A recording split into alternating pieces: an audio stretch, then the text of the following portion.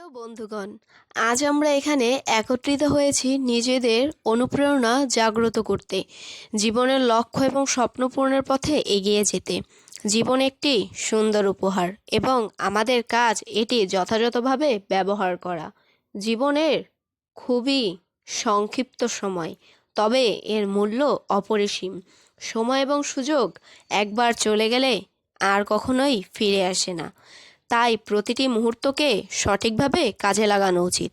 স্বপ্ন দেখতে হবে বড়, তবে এর সঙ্গে লক্ষ্যকেও আমাদের স্থির রাখতে হবে।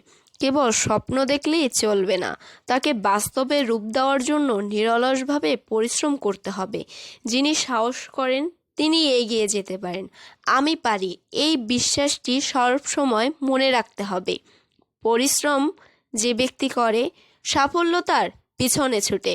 আমাদের চারিপাশে অনেক বিখ্যাত ব্যক্তিত্ব রয়েছেন যারা পরিশ্রমের মাধ্যমে নিজেদের লক্ষ্যে পৌঁছে গিয়েছেন। জীবনের ব্যর্থতা আসবেই, তবে